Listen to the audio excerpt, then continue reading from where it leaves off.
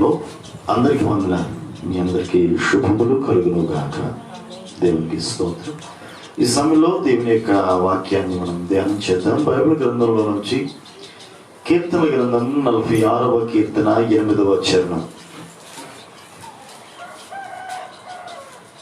కీర్తన గ్రంథం యెహోవా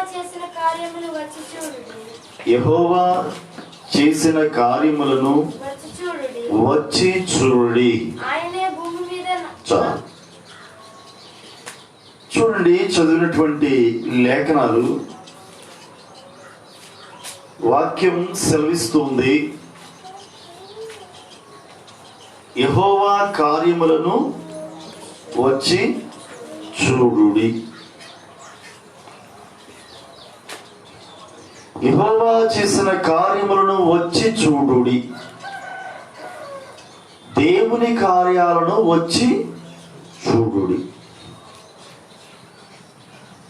కీర్తన గ్రంథం 34:8 చూడండి.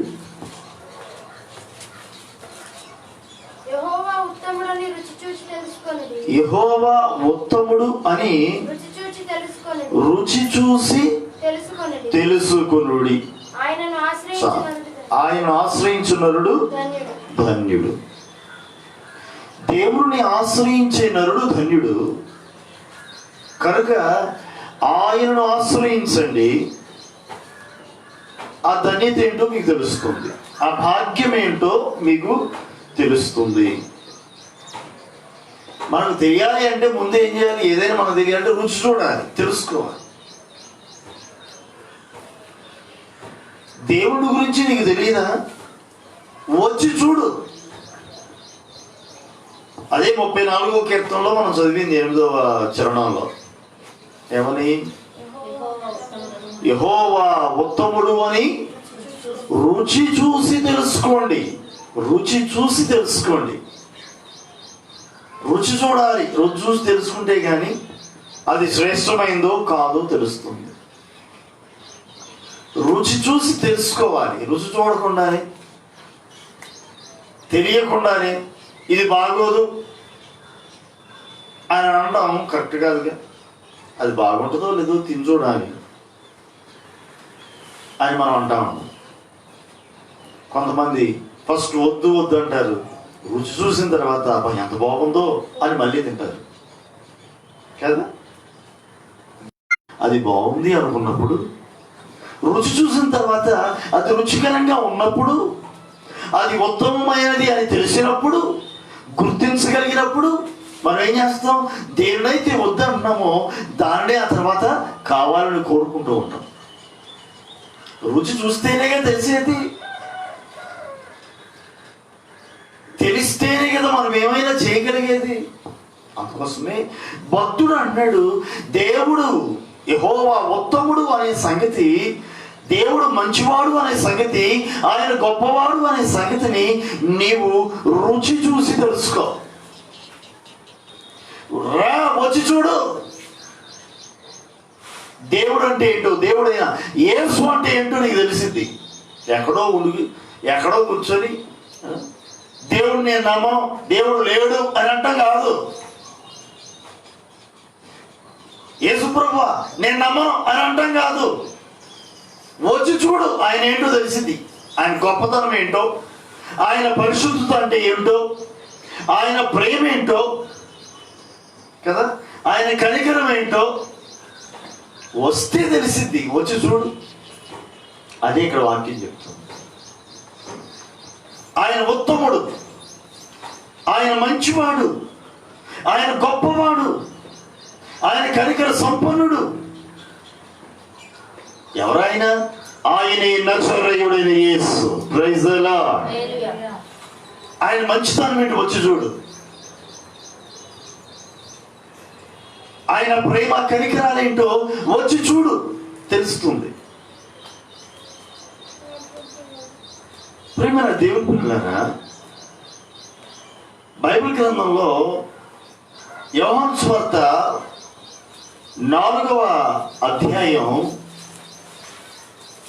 29 వచనం చూడండి.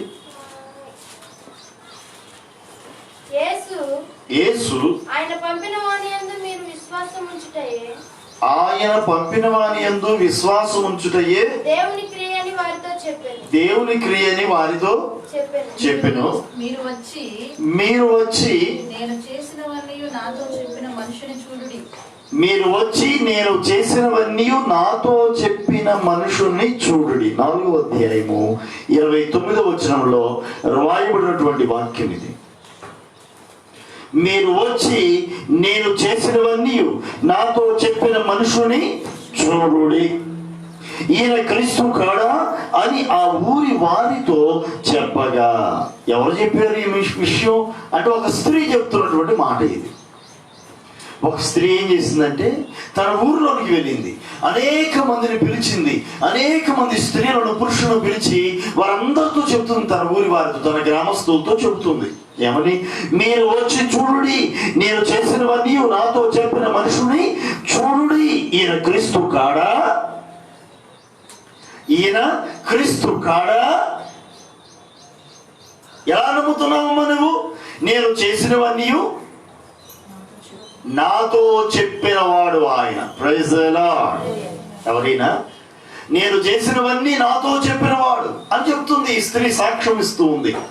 ఈయన నిశ్చయముగా క్రీస్తు. అప్పటికే ఇశ్రాయేలులు,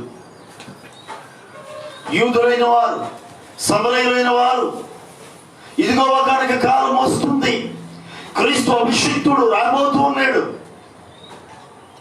ఆయన మనం ఆత్మతో సత్యముతో ఆరాధించబోతున్నాం, ఆ దినాలు రాబోతున్నాయి అని ఎదురు చూస్తున్నారు. ఆ రోజుల కోసం, ఆ రోజుల కోసం ఎదురు చూస్తున్నారు, మెస్సియా కోసం ఎదురు చూస్తూ ఉన్నారు. అలాంటి దినాలలో ఆశతో ఆసక్తితో ఎదురు చూస్తున్న ప్రజలందరూ ఎదురు చూస్తున్నటువంటి రోజుల్లో యేసయ్య వచ్చాడు. దేవుని కుమారుడిగా ఆయన సువార్తను ప్రకటించుకుంటూ తిరుగుతూ ఉన్నాడు. అనేక మంది ఆయన అంగీకరించరా. ఎందుకు అంగీకరించరా అంటే, ఈయన ఎవరో ఆయన యోసేపు కుమారుడేగా, మనవడేగా, ఎవరో మనవడేగా. ఎవరు అనుకున్నారండి? ఎవరో తెలీదా మీకు? అదే చిన్నప్పటి నుంచి మనతో పాటు అటు తిరుగుతూ మనతో పాటు తిరగలా, ఆయనేగా. అదే మన బాబాయ్ లేడు, యోసేపు ఆ కొడుకే నాకు వరుసగా అన్నయ్య తమ్ముడు అవుతాడు. ఆయన దేవుని కుమారుడు ఏంట్రా? ఆయన దేవుని కుమారుడు ఏంట్రా? నేను ఆయన అన్నా కానీ వాళ్ళు అట్లా అంటారా? అంటారుగా. ఆడు దేవుని కుమారుడు ఏంట్రా అంటారు, ఆడు దేవుడు ఏంట్రా అంటారు. అంతెందుకు కొంతమంది వాళ్ళ ఊరి వాళ్ళు, వాళ్ళతో వాళ్ళ మధ్యలో పుట్టి పెరిగి పెద్దోడయ్యి గతం సేవ చేసుకుంటూ ఎక్కడెక్కడో సేవ చేసుకుంటూ ఉన్నది అనుకోకుండా వచ్చాడు అనుకోండి, ఊళ్ళో వాళ్ళు అంటారుగా అయ్యగారు వచ్చారంటే పలానా అయ్యగారు వచ్చారు, పలానా అయ్యగారు వచ్చారు అని చెప్పేసి ఎవరో పెద్ద అయ్యగారు అని చెప్పేసి అనుకుని ఈయన వచ్చి చూస్తే ఓ ఈడా ఈడనుకో అయ్యగారు అంటే నీకు అయ్యగారేమో అని చిన్నప్పటి నుంచి లాగులు వేసుకున్న దగ్గర నుంచి మాకు తెలుసు. ఈడయ్యగారు ఏంటి అంటారు. కారణం ఏంటంటే వాళ్ళ మధ్యలో పుట్టి వాళ్ళ మధ్యలో పెరిగి వారితో కూడా ఉండడాన్ని బట్టి వాళ్ళు ఏమన్నారు, ఈడయ్యగారు ఏంటి మన మధ్యలో పుట్టి పెరిగినాడు, యోసేపు కుమారుడు కాదా, వడ్లవాని కుమారుడు కాదా ఈయన దేవుడి కుమారుడు ఏంటి, ఈయన మెస్సయ్య ఏంటి? కాదు, ఈయన మెస్సయ్య కాదు. ఈయన మెస్సయ్య అవ్వడానికి ఎంత మాత్రం కూడా అవకాశం లేదు. పరిసయ్యులు, శాస్త్రులు వీరు కూడా ఒప్పుకోవట్ల, తమ తోటి వారు ఒప్పుకోవట్ల, తమ ఊరి ప్రజలు ఒప్పుకోవట్ల ఈయన దేవుని కుమారుడు అని, మెస్సయ్య అని, ఈయన రాబోయే క్రీస్తు అని ఒప్పుకోవట్ల, ఇష్టపడట్లా, ఒప్పుకోవడానికి ఇష్టపడట్లా.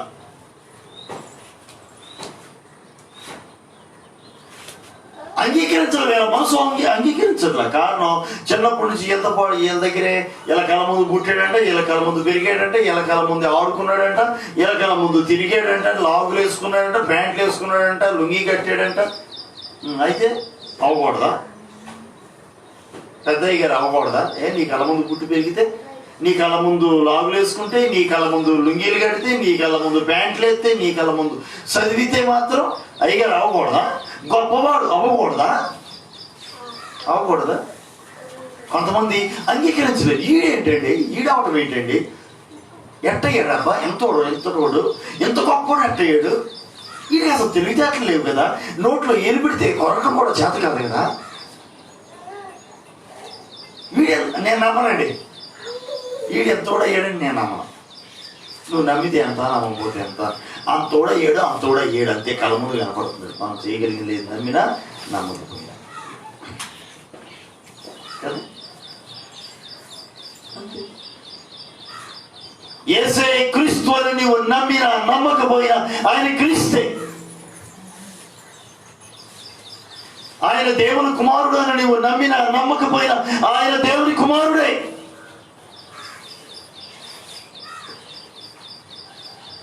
నీకు నమ్మకం కుదరట్లేదా? వచ్చి చూడు. నీకు నమ్మకం కుదరట్లేదా? ఆయన చేసిన కార్యములను వచ్చి చూడుడి. Praise the lord. ఆయన కార్యాలను చూడండి, అవి సాక్ష్యం ఇస్తుంది. ఆయన కార్యాలను చూడండి, అవి సాక్ష్యం ఇస్తుంది. ఇక్కడ ఈ స్త్రీ ఎవరు? ఈ స్త్రీ అంటే సమరయ స్త్రీ. సమరయ స్త్రీ తన ఊరిలోనికి వెళ్ళి తన గ్రామంలో ఉన్నటువంటి, తన ఊరిలో ఉన్నటువంటి ప్రజలతో ఆమె చెబుతూ ఉంది, నేను చేసినవన్నీ నాతో చెప్పిన వారిని వచ్చి చూడండి, ఈయన క్రీస్తు కాడా అంటే ఏంటి? దానిలో ఆ పదంలో అర్థం ఏంటంటే ఈయన క్రీస్తు కాడా అంటే ఏంటి? దాని అర్థం ఈయన క్రీస్తు వచ్చి చూడండి కావండి. ఈయనకి క్రీస్తు కాదా ఉపయోగించే పదంలో, మాట్లాడుతున్న విధానంలో దాని అర్థం ఉంటుంది. నిజం కాదా అంటే దాని అర్థం, నిజం కాదా అంటే దాని అర్థం ఏంటి? ఇది నిజం. ఈయన క్రీస్తు కాడా అంటే దాని అర్థం ఏంటి? ఈయన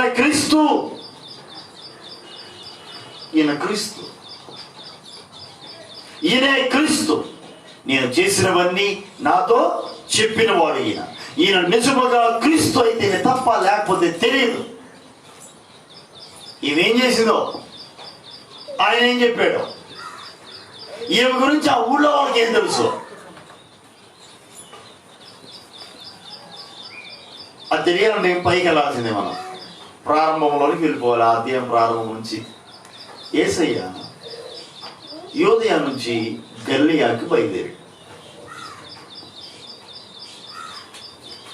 చాలా దూరం అలా తిరిగి రావాలి చుట్టూ. మధ్యలో షార్ట్ కట్ ఉంది ఒక ఊరు. ఆ ఊరు మీద నుంచి వెళ్ళచ్చు. ఆ ఊరే సమరయ మీద నుంచి వెళ్తే కానీ చాలా దగ్గర. ఈ మధ్య ఒక 1/2 కిలోమీటర్ దూరం రావడం కోసం మేము 20 కిలోమీటర్లు తిరగాల్సి వచ్చింది. 1/2 కిలోమీటర్ దూరం, ఒక 1/2 కిలోమీటర్లు అయితే కానీ తిరువురు వచ్చేస్తాం. ఈ 1/2 కిలోమీటర్ కోసం 20 కిలోమీటర్ల దూరం అటా తిరిగి రావాల్సి వచ్చింది. 20 కిలోమీటర్ దగ్గర దారి ఉంది, 1/2 కిలోమీటరే. రావడానికి వీలు లేదని తిరిగి వచ్చాం. ఎంత దూరం తిరగాల్సి వచ్చింది? చేరడానికి 20 కిలోమీటర్లు ఇంచుమించు. తప్పదు అట్టనమాట. బుక్ ఎక్కడుందంటే మొత్తం తిప్పి చూపించినట్టుగా యోదయ నుంచి గలిలయకి సహజంగా యూదులైన వారు అలా చుట్టూ తిరిగి వెళ్తారు అన్నమాట. 20 కిలోమీటర్ల దూరం అన్నట్టు ఆ చుట్టూ తిరిగి వస్తూ ఉంటారు. కానీ ఈ యోదయకు గలిలయకు మధ్యలో సమరయ అనే ఊరుంది. ఆ ఊరు మీద నుండి వెళ్తే చాలా దగ్గర. ఆ ఊరు మీద నుంచి వెళ్తే కానీ చాలా దగ్గర. కానీ అట్ట వెళ్ళరు యూదులు. పొరపాటు కూడా ఆ ఊరు మీద నుండి వెళ్ళరు. ఎందుకు వెళ్ళరు అంటే కారణం, సమరయులు యూదులకు అసహ్యులు. సమరయులు యూదులకు అంటరాని వారు. వాళ్ళతో మాట్లాడటం సంగతి తర్వాత ఆ ఊర్లో అడుగు పెట్టడానికి కూడా ఇష్టపడరు. అందుకోసమే దూరం ఎక్కువ అయినా సరే వీళ్ళు ఏం చేసేవాళ్ళు అంటే మొత్తం చుట్టూ తిరిగి వచ్చేవాళ్ళు అనమాట. ఇక తప్పదు, ఎమర్జెన్సీ అని అనుకుంటేనే సమరయ మీదుగా గమగమా వెళ్ళిపోయేవాడు. ఇక అటు ఇటు తిరగకుండా, ఎవరితో మాట్లాడకుండా, అక్కడ ఏమీ ముట్టుకోకుండా, కనీసం ఇన్ని మంచినీళ్ళు కూడా తాగడానికి కూడా ఇష్టపడరు. మంచినీళ్ళు తాగడం సంగతి తర్వాత కనీసం అక్కడ ఆగడానికి కూడా ఇష్టపడరు. సమరయలో అడుగు అలా ఒక 5 నిమిషాల పాటు అట్లా నిలువుగా అలా ఉండడానికి ఇష్టపడరు. కారణం సమరయులు అంటే అంత అంటరాని వారిగా ఆ ప్రాంతాన్ని చూసేవాళ్ళు. అంటరానితనం అనేది ఆ రోజు నుంచి ఉంది, ఈ రోజే కాదు. ఇశ్రాయేలీయులకి సమరయులు అలా అంటరాని వారుగా, హేయులుగా, అసహ్యులుగా ఉండేవాడు. కనీసం వాళ్ళు నివసించే ఊరికి వెళ్ళడానికి కూడా ఇష్టపడేవాడు కాదు. అది యేసయ్య ఆ మార్గం గుండా వెళ్ళడానికి నిశ్చయించుకున్నాడు.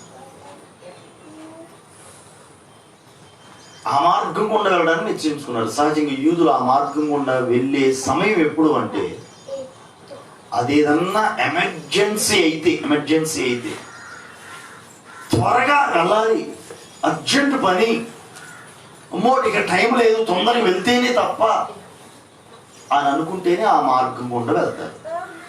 సహజంగా కదనమాట ఆ మార్గం గుండా అంటే అప్పుడు వెళ్తాం తప్ప లేకపోతే వెళ్ళరు అసలు. ఇప్పుడు యేసయ్య తన శిష్యులు కూడా బయలుదేరాడు గలిలయకు బయలుదేరిన వాడు ఏ మార్గాన్ని ఎంచుకున్నాడంటే ఈ సమరయ మార్గాన్ని ఎంచుకున్నాడు. సమరయ మార్గం గుండా వస్తుంటే శిష్యులు అనుకున్నారు కదా ఆయన వెంట వచ్చేవాళ్ళు, ఎందుకు ప్రభు అని అడిగేవాళ్ళు కాదు. ఆయన వెంట వెళ్ళటమే వాళ్ళకి తెలుసు. ఎప్పుడన్నా అడిగితే నోరు తెలిసి ఆ పేతురు గారే అడిగేవాడు. ఇక ఏదన్నా ఉంటే కనుక ఆయనే అడుగుతాడు తప్ప ఇంకెవ్వరు అడగరు. ఉంటారు, ప్రతి చోట ఉంటారు పేతురు. మిగిలిన వాళ్ళందరూ నోరు మూసుకుని ఉన్నా వీళ్ళు ఏం చేస్తుంటారు, ఇక హృదయంలో ఉన్నటువంటి ఆలోచన బట్టి, హృదయంలో ఉత్సుకతను బట్టి, తెలుసుకోవాలన్న ఆశను బట్టి కొంతమంది ఏం చేస్తారు, నోట్లో ఆగరు. బుర్రలోకి వచ్చిన ఆలోచనని నోటి నుంచి బయట కక్కాల్సిందే అనమాట.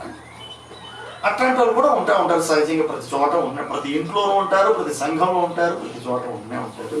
పేతురు కూడా అలాంటి వాడే, కొంచెం దుడుకు స్వభావం కలిగిన వాడు. ఏదైనా సరే మనసులో ఒక ఆలోచన పడితే వెంటనే దాన్ని అడిగేసేవాడు. ఇక డౌట్గా ఉంచుకునేవాడు కాదు. మంచి పద్ధతి, దాన్ని ఎంత మాత్రం కూడా మనం కాదనలేవులే. కానీ మొత్తానికి అలాంటి పేతురు కూడా మెదలకుండా ఉన్నాడు. పేతురు కూడా అడగా, ఏంటి ప్రభు ఇటు ఎందుకు వెళ్తున్నాం, మనం అటు నుంచి వెళ్దాం అని కూడా అలా కనీసం. ఇక మెదలకుండా వచ్చేస్తున్నారు. వీళ్ళు ఏమనుకుంటున్నారంటే అర్జెంటుగా గలిలయకి వెళ్ళాలనుకుంటా, అందుకోసం ఈ మార్గాన్ని ఎంచుకున్నాడు అనుకున్నారు. తెలుసుగా అందరికీ అర్జెంట్ అయితే నాకు వెళ్తారని. యేసుప్రభు వారికి కూడా తెలుసు. మరి ఎందుకంటే 30 సంవత్సరాలు భయనే ఉన్నాయి మరి ఆయనకి. తెలియకుండా ఉంటుంది అనుకుంటారా? కాబట్టి ఏదో అర్జెంట్ పని అనుకుంటలే అనుకున్నారు, మెదలుకుంటున్నారు. కానీ యేసయ్య ఒక అర్జెంట్ పని మీద అక్కడ బయలుదేరాడు. ఆ మార్గం ఒక అర్జెంట్ పని మీద బయలుదేరి అలా బయలుదేరి ఆ సమరయ గుండా వెళ్తూ అక్కడ యాకోబు బావి అనేది ఒకటి ఉంది, అక్కడ ఆగాడు. అది మధ్యాహ్నపు వేళ, దాహం వేస్తున్నట్లుగా ఆయన అక్కడ ఆగాడు. శిష్యులతో అన్నాడు, తినడానికి ఏమైనా ఉందా, ఆకలేస్తున్నాడు. అయ్యా ఇక్కడ ఆకలి ఇట్లుందంటే ఏం తెచ్చామయ్యా, ఉండుండి నీకోసం ఏదో ఒకటి తెస్తామని చెప్పి మళ్ళీ వెనక్కి తిరిగి వెళ్ళారు ఊళ్ళోకి, యోదయాలోకి. సరే నేను ఈ బావి దగ్గరే ఉంటాను, మీరు వెళ్ళండి అన్నాడు. సుకార అనేటువంటి ఊరు అది.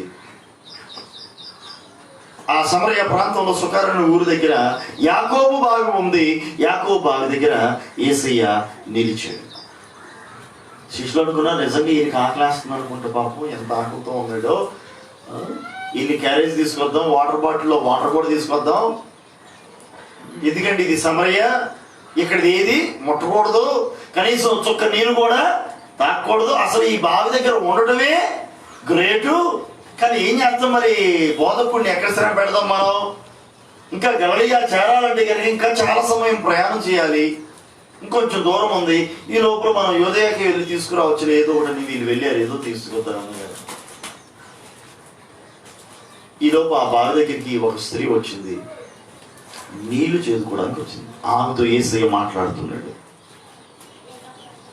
అమ్మా, తాగడానికి దాహానికి నీళ్ళు ఇవ్వమ్మా అని అడిగాడు.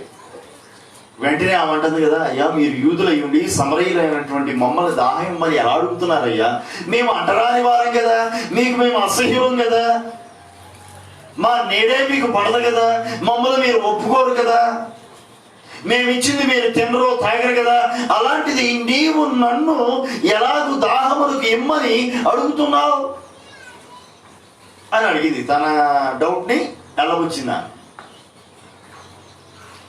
మేము మీకు అంటరాని వారు, మేమిచ్చింది తినరు, మేమిచ్చింది తాగరు, అసలు మా ప్రాంతంలో మీరు ఉండరు, మమ్మల్ని అసహించుకుంటారు, అట్లాంటిది నీవు నన్ను ఎలాగూ నీళ్ళమ్మని అడుగుతున్నావు అని. వెంటనే యేసయ్య అడిగారా, నిన్ను దాహమునకు ఇమ్మన్నది ఎవరో నీకు తెలిస్తే నీవే ఆయనను అడుగుతావు. నేనిచ్చు నీళ్ళు త్రాగువాడు ఎన్నటికీ నీ తప్పికొనడు. దేవునికి స్తోత్రం. ఈ నీళ్లు తాగువాడు, ఈ యాకోబు బావిలోని నీళ్లు తాగువాడు మరలా తప్పికొంటాడేమో కానీ నేనిచ్చే నీళ్లు తాగువాడు మాత్రం ఎన్నడూ తప్పికొనడు అనేసరికి అలా ఏమనుకుంది కదా, అయ్యా ఆ నీళ్ళు ఏదో నాకు ఇవ్వయ్యా, ప్రతిరోజు మధ్యాహ్నం పూట ఈ ఎండవేళలో నీళ్ళ కోసం ఇక్కడికి రావడం ఈ బాధ తప్పిదయ్యా మాకు. నీళ్ళ బాధ మామూలు బాధ,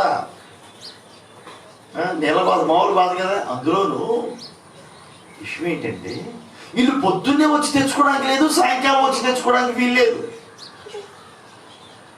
వీళ్ళు ఎప్పుడు రావాలంటే మధ్యాహ్న వేళలోని ఎండవేళలోనే వచ్చి తెచ్చుకోవాలి. కారణం యూదులు కూడా నీళ్ళకి అక్కడికే రావాలి. వీళ్ళు పొద్దున్నే వస్తారు, లేదా చల్లబడిన తర్వాత సాయంకాలం పూట వస్తారు యూదులు. వీళ్ళు మంచినీళ్ళ కోసం వచ్చినప్పుడు సమరయులు వాళ్ళకి కనబడకూడదు, వాళ్ళ చేద కూడా ఉండకూడదు అక్కడ, వాళ్ళ నీడ కూడా పడకూడదు అక్కడ. ఉన్నారా రాళ్ళతో కూడా చంపడమో వాళ్ళని తరమటమో ఏదో ఒకటి చేస్తారు. అందుకోసమే యూదులైన వారు వచ్చి నీళ్లు తెచ్చుకొని వెళ్ళిపోయిన తర్వాత ఇక ఖాళీ ఉంది, ఇక అక్కడ అప్పుడు ఎవరు లేరు అనుకున్న టైంలో సమరయులు వచ్చి అప్పుడు నీళ్లు తెచ్చుకుంటారు అన్నమాట. అది విషయం. అది సమరయులు నీళ్లు తెచ్చుకునే సమయం, ఆ మధ్యాహ్నపు వేళ. ఆ టైంలో ఆమె వచ్చింది, తను వచ్చిన సమయం కరెక్టే, యేసయ్య అక్కడ నిలిచిన సమయం కరెక్ట్ కాదు అనుకుంటుందా. అసలు ఈ సమయంలో మీరు రారు, వచ్చినోడు వచ్చావు, మళ్ళీ నన్ను నీళ్ళు ఇమ్మంటున్నావు, ఇదేమిటయ్యా మా నీళ్ళు మీరు తాగలిగా మేము ఇచ్చే నీళ్ళు అంట. యేసయ్య ఏమంటాడంటే, అసలు నేనిచ్చే నీళ్ళు తాగితే అసలు ఈ జీవితంలో తప్పుకోనవమ్మా అన్నాడు. ఏమనుకుంటుంది కదా, ఓ ఈయన దగ్గర ఇంకేమన్నా ఈ నీళ్లు కాకుండా వెరైటీ నీళ్ళు ఏమైనా ఉన్నాయేమో, ఆ నీళ్లు తాగితే దప్పి కొనకుండా ఉంటారేమో, ఇక దప్పికే జీవితంలో ఇక అవదు, ఆకలే అవదు అన్నట్టుగా, ఇక అన్నం తినాల్సిన పని లేదు, నీళ్ళు తాగాల్సిన పని లేదు అన్నట్టు. జీవజలములు, ఆ జీవజలాలు కనుక తాగితే ఇక ఎన్నటెన్నటికి కూడా దప్పి కొనరు అని యేసయ్య చెబుతా ఉన్నాడు. ఏమనుకుంటుంది, ఇక ఈ నీళ్ళతోనే పని ఉండదు అనుకుంటా, ఇక అప్పుడు నేను బిందుతో ఇక్కడికి ఎండ టైంలో ఇక్కడికి రావాల్సిన కర్మ, ఈ బాధ తప్పితున్నాను. లేకపోతే ఈ ఎండ ఏంటి, లోకం ఏంటి, ఈ విపరీతమైన ఎండలో కళ్ళు తిరిగేటట్టు కళ్ళు బయలు కమ్ముతున్నాయి, ఈ టైంలో నీళ్ళ కోసం రావాల్సి వస్తుంది. మా బాధలు ఎవరికి చెప్పాం, అయ్యా ఆ నీళ్ళు ఎందుకు కట్ట ఇవ్వయ్య మాకు. దప్పిగా అవ్వనటువంటి నీళ్లు ఇక దప్పిగా అవ్వదు, ఈ డ్రింక్ తాగండి ఇక మీకు దప్పిగే అవ్వదు అని కనుకంటే ఏం చేస్తారు మన వాళ్ళు, అడ్వర్టైజ్మెంట్లో వస్తూ ఉంది. అసలు ఎందుకు అడ్వర్టైజ్మెంట్ ఎందుకు ఇస్తున్నారు మాకైతే అర్థం కాదు, ఇచ్చోళ్ళకి ఏమైనా తెలుస్తుందో లేదో నాకైతే తెలియదు, కానీ అర్థం లేకుండా వాళ్ళు ఎందుకు ఇస్తారులే, మన బుర్రలకే అర్థం కాదు. థమ్స్ అప్ ఏంటంట, థమ్స్ అప్ అంటే థమ్స్ అప్ థండర్ అంటే ఆ థమ్స్ అప్ బాటిల్ ఎంత బాటిల్ కోసం అడ్వర్టైజ్మెంట్ వస్తూ ఉంటుంది. మహేష్ బాబు సినిమా హీరో మహేష్ బాబు ఏం చేస్తాడు, గమ ఒక పెద్ద బిల్డింగ్ ఎక్కి దాని మీద నుంచి అక్కడికి ఎక్కి దాని నుంచి ఇంకెక్కడికో ఎక్కి అక్కడి నుంచి ఆ పారాషూట్ ఏదో వెళ్తా ఉంటే ఆ పారాషూట్ మీద దిగి దానిలో నుంచి ఆ పారాషూట్లో వెళ్ళేవాడు ఒకటి దగ్గర అంటే థమ్స్అప్ బాటిల్ ఉందంటే ఇంత బాటిల్ ½ లీటర్ బాటిల్, ఆ ½ లీటర్ బాటిల్ తీసుకొని తాగి థమ్స్అప్ థండర్ అంటే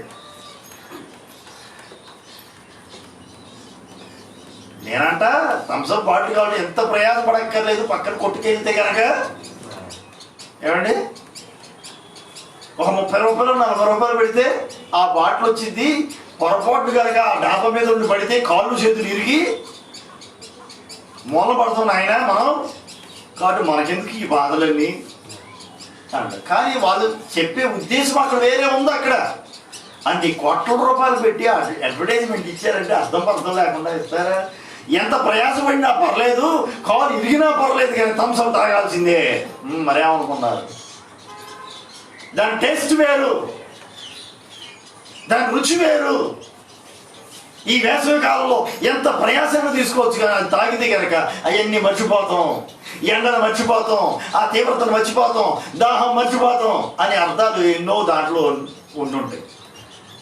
అలాంటి అర్థంతో కూడి ఆ అడ్వర్టైజ్మెంట్ అట్లా ఇస్తూ ఉంటాడు. నిజంగా కనుక ఆ అడ్వర్టైజ్మెంట్ ఇక మీకు దాహమే అవ్వదు కనుక అని అంటే మనం ఏం చేస్తామండి? ఈ వేసవికాలం సమయంలో, వేసవికాలం ఏముంది, ఏ కాలమైనా సరే మనతో కూడా ఏం చేస్తామంటే ఎప్పుడు కూడా ఒక కేసు పెట్టుకుంటాం. ఒక బాటిల్ గురించి నేను మాట్లాడతా, ఒక కేసే కొనుక్కొని ఇంట్లోనో బండిలోనో కారులోనో బ్యాగ్లోనో పెట్టుకొని వెళ్తాం. ఈ బాధలంతా ఎందుకు? ఇంటి దగ్గర నుంచి బయలుదేరేటప్పుడే ఒక బాటిల్ తాగేసి మెల్లకుండా వెళ్ళిపోతాం. ఎందుకు? ఇక దాహం అవ్వకుండా కదా కాదా? సగటున ప్రతి మనిషి చేసే ఆలోచన ఇదే. ఆనాడు సమరయ స్త్రీ కూడా ఇదే ఆలోచించింది. అందుకోసం అంటుంది, అయ్యా జీవజలాలు ఎందుకు కొంచెం నాకు ఇవ్వ, పుణ్యం కట్టుకొని ఆయన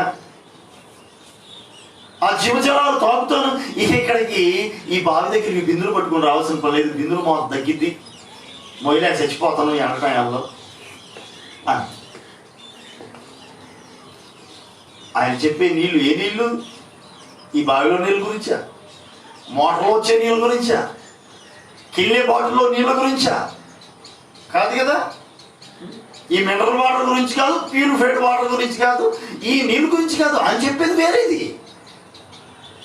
ఆత్మ సంబంధంగా ఆయన మాట్లాడుతూ ఉన్నాడు. నేను ఇచ్చే రక్షణ అనే జీవజలాలను నువ్వు తాగితే, రక్షణను, మారు మనసు రక్షణానుభవాన్ని నువ్వు పొందుకోగలిగితే నిత్య జీవాన్ని నువ్వు పొందుకుంటావు. నిత్య జీవాన్ని నువ్వు పొందుకోగలిగితే అక్కడ ఆకలి లేదు, తప్పిక లేదు, అసలు నీళ్ళతోనే పని లేదు అన్నాడు. ప్రైజ్ లో దాని గురించి ఆయన మాట్లాడుతున్నాడు, రక్షణ గురించి మాట్లాడుతున్నాడు. అయ్యా మా కొరకు మెస్సియా రాబోతున్నాడని మా పితరులు చెబుతున్నారు, ఆయన కొరకు మేము ఎదురు చూస్తున్నాం. ఒక రోజు ఆయన వస్తాడు, మేము ఆ పర్వతం మీదకి వెళ్ళి ఆయన ఆత్మతోను సత్యముతోను మేము ఆరాధిస్తామయ్యా, మేము రక్షణ పొందుకుంటామయ్యా, ఆ విమోచన కొరకే మేము ఎదురు చూస్తున్నాము అని చెప్పేసి ఏం చెప్తాం అంటే, క్రీస్తు అనే ఆయన వస్తాడు, మెస్సియా వస్తాడు, మాకు రక్షణ ఇస్తాడు, ఆయన కొరకే ఎదురు చూస్తూ ఉన్నాం. ఆయన వచ్చినప్పుడు మేము ఆత్మతో సత్యముతో ఆయనను ఆరాధిస్తాం, ఆయన రక్షణ మాకు ఇస్తాడు, నిత్య జీవాన్ని మేము పొందుకుంటాం, నేను నమ్ముతున్నానయ్యా ఆయన్ని అన్నట్టు. అసలు నీతో ఎవరు మాట్లాడుతున్నారు ఆ సంగతి తెలిస్తేనమ్మా అసలు ఈ బాధలన్నీ నీకు ఉండవమ్మా. మీరు ఎవరి కొరకు ఎదురు చూస్తున్నారు? ఆయన్నే, నేను ఆ క్రీస్తు నేనే అంటుంది. అలా నీళ్లు పోయ్యా, ఆ నీళ్లు పోయ్యా సర్లే కానీ నీళ్ళు ఇస్తాలే కానీ, ఈ రక్షణ అనే జీవజలాలు నీకు ఇస్తాలే కానీ నీ భర్తను తీసుకురా అన్నాడు. నీ భర్తను తీసుకురా అంటే నాకు భర్త లేడు. అవును, నువ్వు నిజం చెప్పావు, నీకు భర్త లేడు అని నిజం చెప్పావు. ఎందుకంటే ఇప్పుడు ఉన్నాడు నీ భర్త కాదు. 5 ఉన్నారు, ఉన్నాడు ఇప్పుడు ఉన్నవాడు నీ భర్త కాదు, నువ్వు నిజం చెప్పావు అనేసరికి బెత్తలు పోయిందండి. ఏమా స్టన్ అయిపోయింది, ఆశ్చర్యపోయింది. ఈ సంగతిలో ఈయనకేం తెలుసు? దేవుని కుమారుడైతేనే తప్ప ఈ మర్మం, ఈ సంగతులు, అంతే కదా. నేను ఎక్కడో చేసిన పనులు మీకు ఎట్లా తెలుస్తుంది? అసలు నా గురించి ఈయనకేం తెలిసింది? నిజమే, వాస్తవం. 5 భర్తలు ఉన్నాడు, నా భర్త కాదు. వెంటనే ఈమె కళ్ళు తెరవబడ్డాయి. అయ్యా, నీవు దేవుని కుమారుడవు, నువ్వు రాబోయే క్రీస్తు, నువ్వే ఆ క్రీస్తు అని చెప్పింది. నమ్మింది క్రీస్తు అని. వెంటనే తన కొండను అక్కడ విడిచిపెట్టింది, తన పాపపు స్థితిని అక్కడ విడిచిపెట్టింది. పాపపు కొండ, ఆ కొండ పాపములకు సాదృశ్యంగా ఉంది. ఆ కొండ దేనికి సాదృశ్యం? పాపములకు సాదృశ్యంగా ఉంది. తన పాపాన్ని ఒప్పుకుంది. నిజమే ప్రభా అని ఒప్పుకుంది. నీవు దేవుని కుమారుడు అని ఒప్పుకుంది. జ్ఞానులైన వారు, ధర్మశాస్త్ర ఉపదేశకులుగా పిలువబడుతున్న వారు, వాళ్ళే ఒప్పుకోవాలి ఈయన్ని క్రీస్తు అని. కానీ ఈ సమరయ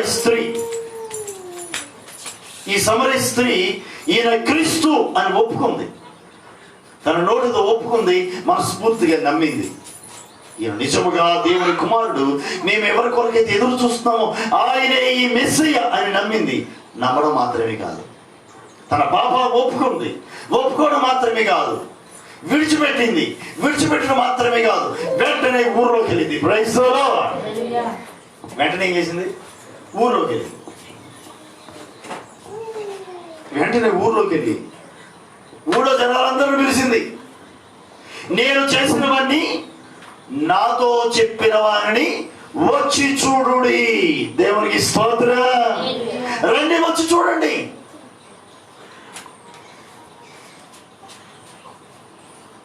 ఆమె నమ్ముటలో ఒక సూచన ఉంది అక్కడ. ఈయన క్రీస్తు అని ఆమె నమ్ముటలో ఒక సూచన, ఒక గుర్తుంది.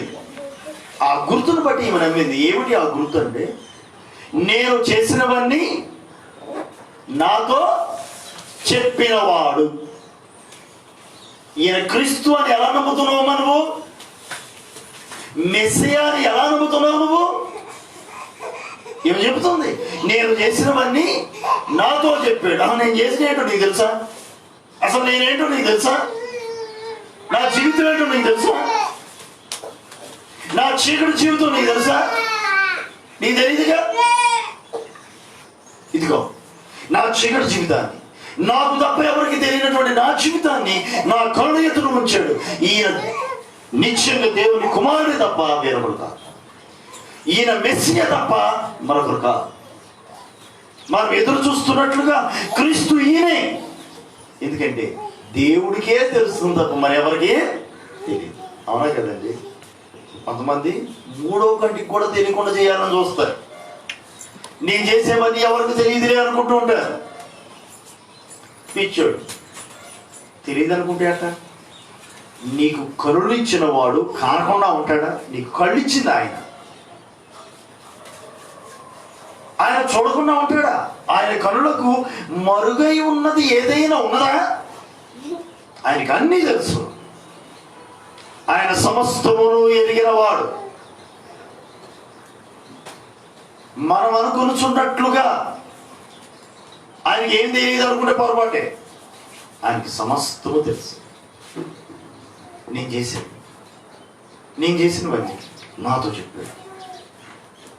నేను చేసినవి తెలిస్తే నాకు తెలియదు లేదంటే దేవునికి తప్ప ఎవరికి తెలియదు. దేవునికి ఆయన ఎట్లా తెలిసిందంటే ఆయన చూస్తున్నాడు, ఆయనకి మాత్రం తెలియాలి.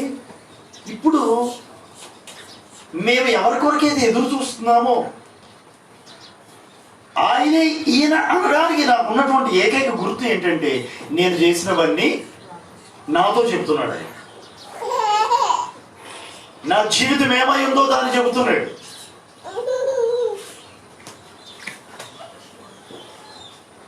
నిశ్చయముగా ఈయన క్రీస్తే,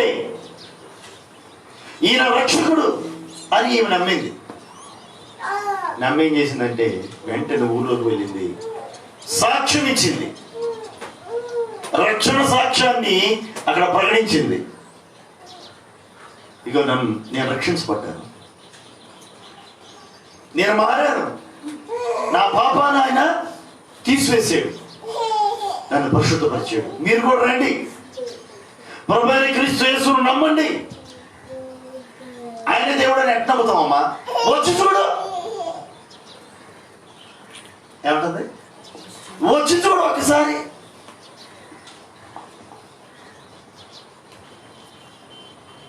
వచ్చి చూడు. సిరియా సామ్రాజ్యంలో గొప్ప సైన్యాధిపతి ఉన్నాడు.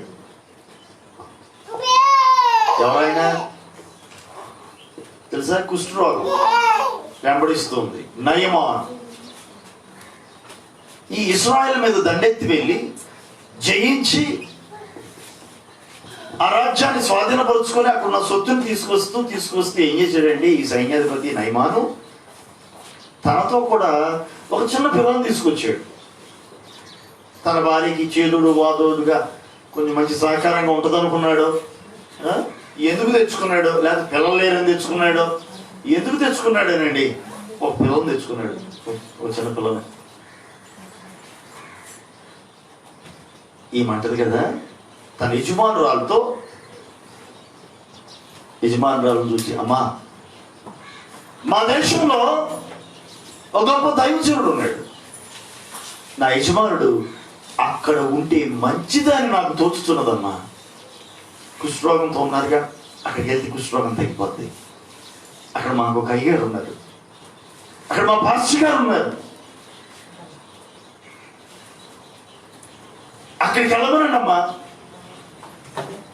మా పాస్టర్ గారు ప్రార్థన చేస్తారు, మా దేవుడు నిశ్చయముగా స్వస్థపరుస్తాడు. ఏమో సాక్ష్యం ఇస్తుంది. ఈ చిన్నపిల్ల ఏం చేసింది? చిన్నది సాక్ష్యం ఇస్తుంది. అన్ని జనుల మధ్యలో నిలిచిందండి ఆమె. సిరియన్లో అన్య జనుల మధ్యలో నిలిచి అన్యుడైనటువంటి ఆ నయమానికి సాక్ష్యం ఇస్తుంది. ఆ నయమాను భార్యతో చెబుతూ ఉంది, నా యజమానుడు అక్కడ ఉండుట మంచిది అని నాకు తోచుతున్నది. అక్కడికి వెళ్ళమని చెప్పండి అమ్మా. అక్కడ మన దేవుడు ఉన్నాడు, జీవం కలిగిన దేవుడు. ఆయన స్వస్థపరచువాడు, యెహోవా రఫా. Praise the lord. ఏమి చెప్తుంది? ఒక సాక్ష్యం. సమరయ స్త్రీ చెప్పింది ఒక సాక్ష్యం. నా పాపాలు నేను చేసినవన్నీ నాతో చెప్పిన వాడు వచ్చి చూడండి అంది. యెహోవా చేసిన కార్యములను వచ్చి చూడుడి. Praise the lord. వచ్చి చూడుడి. సమరయ స్త్రీ చెప్తుంది, వచ్చి చూడుడి. వచ్చారు జనాలు, ఆయన చెప్పిన బాధ విన్నారు. అంటారు కదా తర్వాత, నీవు చెప్పిన మాటను బట్టి కాక మేము విన్న దాన్ని బట్టి, మేము చూసిన దాన్ని బట్టి ఇక్కడ మేము నమ్ముతున్నాం. ఈయనే నజరేయుడైన యేసు, ఈయనే క్రీస్తు, ఈయనే మెస్సియా, ఈయనే మన రక్షకుడు. Praise the lord. మేము నమ్ముతున్నాం. నువ్వు చెప్పిన దాన్ని బట్టి కాదు, మేము వచ్చి చూసిన దాన్ని బట్టి మేము నమ్ముతున్నాం అన్నారు వాళ్ళందరూ. Praise the lord. ఇప్పుడు ఇక్కడికి వస్తే పాత నిబంధన గ్రంథంలో రాజుల గ్రంథం 2వ గ్రంథంలో కనుక మనం చూసినట్లయితే 5వ అధ్యాయంలో ఇక్కడ ఈ చిన్నది చెబుతూ ఉంది. చిన్నది చెబుతుంది, యజమానురాలు పిలిచి, నా యజమానుడు ఇదిగో మా దేశంలో నిత్యము మా దేవుణ్ణి ఆరాధించేటటువంటి దైవజనుడు ఉన్నాడు, ఆయన దగ్గర ఉంటే మంచిది. మా దేవుడు ఉన్నాడు, మా దేవుడికి ప్రార్థించడం మంచిది. మా యేసయ్య ఉన్నాడు, ఆయన నమ్ముకోవడం మంచిది. ఆయన స్వస్థపరుస్తాడమ్మా అని చెప్తే, స్వస్థత దొరికిద్దంటే కనుక, తగ్గిద్దంటే కనుక ఎవరికైనా ఆశే కదా. సమస్యకు పరిష్కారం ఉంటుందంటే కనుక ఆశే కదా. ఈ ఆశ కొద్దీ ఈ భార్య ఏం చేసిందంటే, నయమాన్ దగ్గరికి వెళ్ళి నయమాన్తో చెప్పింది, అయ్యా ఇగో మన ఇంటికి వచ్చింది ఆ పని పిల్ల ఉంది, చిన్నది ఉంది. ఆ పిల్ల అంటుంది, వాళ్ళ ఊర్లోనంట ఎవరో గొప్ప దైవజనుడు ఉన్నాడట. అక్కడికి వెళ్తే ఆయన వారి దేవుడికి ప్రార్థన చేస్తాడట, నీ రోగం తగ్గిపోతుందట, నీ కుష్ఠరోగం తగ్గిపోతుందట. ఒకసారి వెళ్ళరాదు అనేసరికి ఈయనకు కూడా ఆశ పుట్టింది. వెంటనే రాజుగారి దగ్గరికి వెళ్ళాడు. రాజుగారి దగ్గర నుంచి రికమెండేషన్ లెటర్ రాయించుకున్నాడు. వెళ్ళాడు రాజుగారి దగ్గరికి వెళ్ళాడు. ఇశ్రాయేలు అక్కడికి వెళ్ళాడు. వారి దగ్గరికి వెళ్ళి, నేను సిరియను సైన్యాధిపతిని నయమాన్ని మా రాజుగారు మీ దగ్గరికి పంపించారు, ఇది ఒక లెటర్ అన్నాడు. రాజు ఏం చేశాడు, లెటర్ను చూశాడు. లెటర్ను చూసి వెంటనే అది చదివిన తర్వాత తన వస్త్రాలు చింపేసుకున్నాడండి సింహాసనం మీద నుంచి లేచి. చూడండి ఒకసారి చదువుతూ.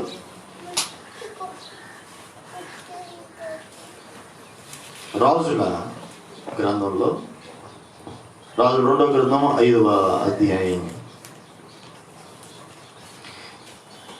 7వ వచనం నుంచి, ఇశ్రాయేలు రాజు ఈ పత్రికను చదివి వస్త్రమును చింపుకొని చంపుటకును బ్రతికించుటకును నేను దేవుడనా? ఒకరికి కలిగిన కుష్ఠరోగమును మాన్పుమని నా యొద్దకు ఇతడు పంపుట ఏమి? నాతో కలహమునకు కారణం అతడు ఎట్లు వెతుకుచున్నాడో మీరు ఆలోచించుడనెను. ఇశ్రాయేలు రాజు తన వస్త్రములు చింపుకొనిన సంగతి దైవజనుడైన ఎలీషాకు వినబడినప్పుడు అతడు, నీ వస్త్రములు నీవెందుకు చింపుకుంటువి? ఇశ్రాయేలులో ప్రవక్త ఒకడు ఉన్నాడని అతను తెలియబడినట్లు అతను నా ఎద్దుకు రమ్మని రాజునికి వర్తమానము చేసి అన్నారా. ఇశ్రాయేలు రాజు ఈ వర్తమానం, ఈ సంగతి తెలుసుకొని బట్టలు చించుకున్నాడట. ఒకటి చంపడానికి, బతికేయడానికి నేనేమన్నా దేవుడా? ఒకరికి వచ్చిన కుష్ఠరోగాన్ని తగ్గించడానికి నేనేమన్నా దేవుడా? నేనేమన్నా వైద్యుడా? నాతో పోట్లాడి పెట్టుకోవడానికి, నాతో వైరం పెట్టుకోవడానికి, నాతో యుద్ధం చేయడానికి వేరే ఆలోచనలకి ఈ రకంగా వచ్చారో ఏంటి అని బట్టలు చించేసుకున్నాడండి రాజవస్త్రాలు. ఈ సంగతి ఎక్కడో ఉన్నటువంటి దైవజనుడికి తెలిసింది. దేవుడు బయలుపరిచాడు.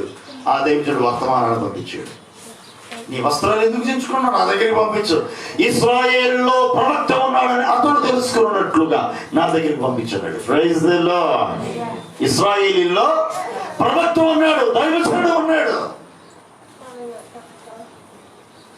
ఇశ్రాయేలీయులలో దేవుడు ఉన్నాడు అని వారు తెలుసుకున్నట్లుగా నా దగ్గరికి పంపి. వెంటనే నయమాన్ అక్కడికి వెళ్ళాడు. నయమాన్ ఇంకా దైవజనుడి దగ్గరికి రాక మునిపే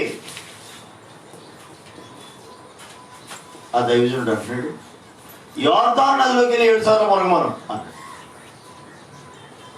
అరే విచిత్రంగా ఉంది, కనీసం నన్ను చూడలేదు, నా బాధ ఏంటో తెలియదు, తెలుసుకోలేదు. యోర్దాను నదిలో 7 సార్లు మునగమంటున్నాడు. యోర్దాను నది కన్నా గొప్ప నదులు మాకు లేవా? మా దేశంలో ఇంతకన్నా గొప్ప గొప్ప నదులే ఉన్నాయి. వాటిలో ఎన్నిసార్లు నేను స్నానం చేశాను, ఎన్నిసార్లు నేను ఈత కొట్టాను. అక్కడ లేని స్వస్థత ఇక్కడ ఉందా? యోర్దాను నదులు ఏంటో, యోర్దాను కదా గొప్ప నది అయినట్టు పాండ్రా, అంతే కదా.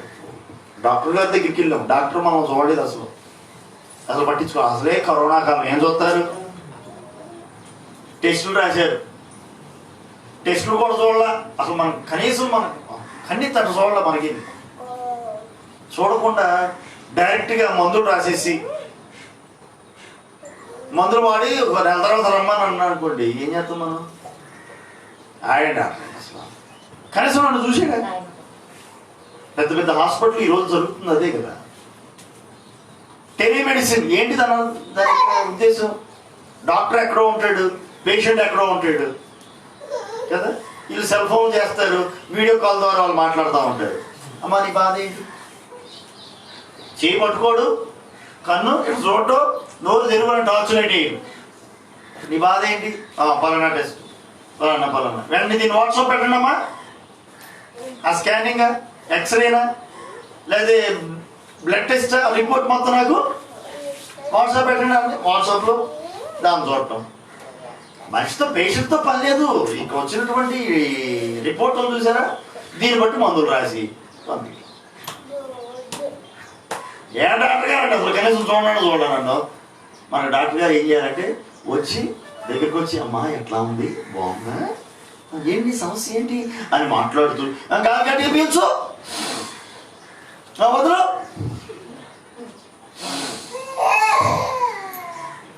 ఎస్ చెత్త పట్టుకొని చూడాలి. 1 2 3 1 2 3 ఇక్కడ నుంచి ఇటు చూడాలి.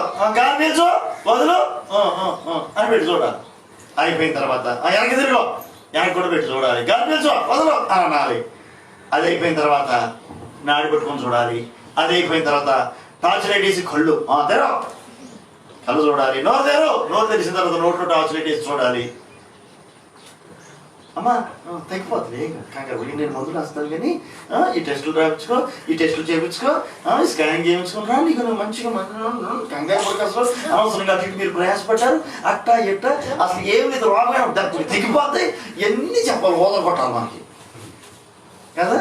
చెప్పిన తర్వాత ఆయన ఇచ్చే మందులు అయ్యో తీసుకొని ఇంటికి వచ్చాం. డాక్టర్ గారు ఎంత బాగా చూశారనుకున్నారు.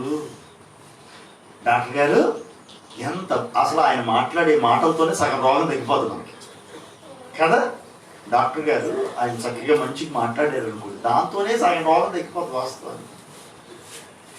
ఆయన ఆ టెస్టుల సంగతి తర్వాత, లేకపోతే ఆ ట్రీట్మెంట్ సంగతి, ఆ మందుల సంగతి తర్వాత, ఇంజక్షన్ల సంగతి తర్వాత ఆయన చక్కగా మాట్లాడి నీకు ఏమీ లేదు 2 రోజులు తగ్గిపోద్ది అని చెప్పిన ఆ ఒక్క మాట ఉంది చూసారా.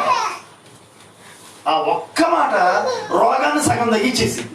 ఆ ఒక్క మాట రోగాన్ని ఎలా సగం తగ్గిస్తుందంటే ఆ ఒక్క మాట వినేసరికల్లా మనకు కొండంత ధైర్యం వచ్చేసింది.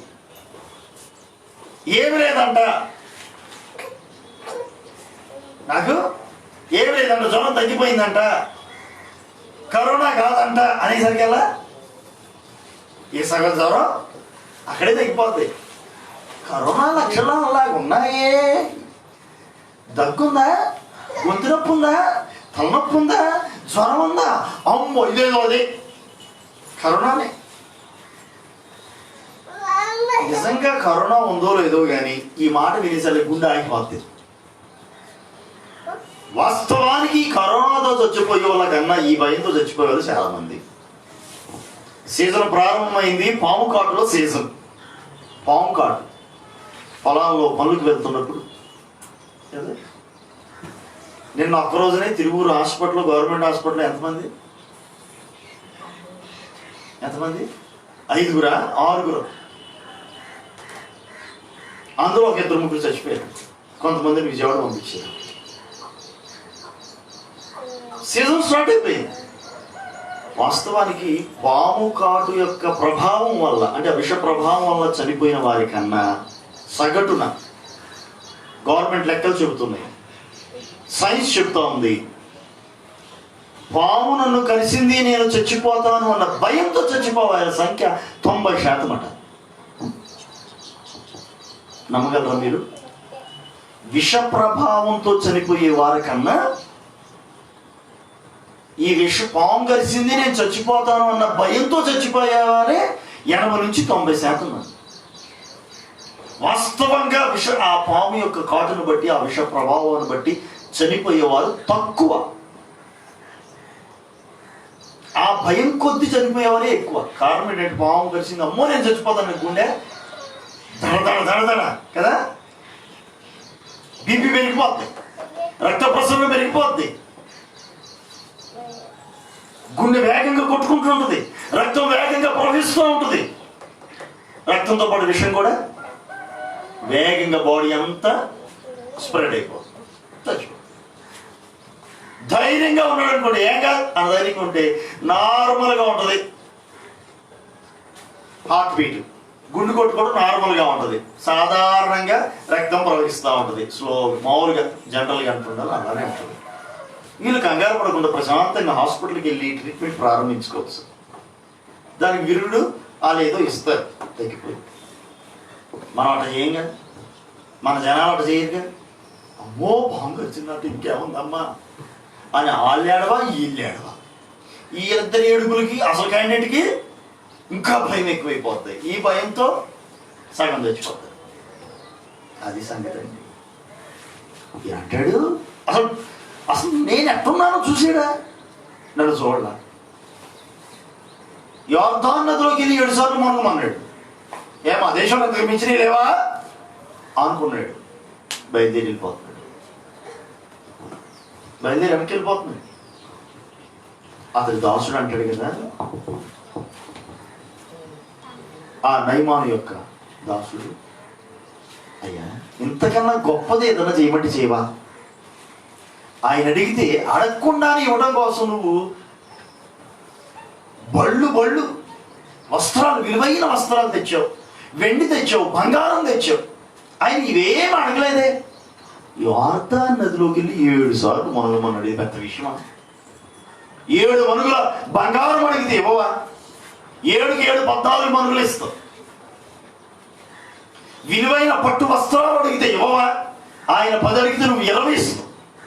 అడగకుండానే ఇన్ని తెచ్చావు. అడిగితే ఇవ్వకుండా ఉంటావా? ఆయన ఇవేం అడగలేదే నిన్ను. ఏం చెప్పన్నాడు? యోర్దాను నదిలోకి వెళ్ళి 7 సార్లు మునగమన్నాడు. ఇదే అయ్యా చెప్పింది. ఏం పోయింది? మునుగుతాం, మనకు వచ్చే నష్టం లేదు కదా.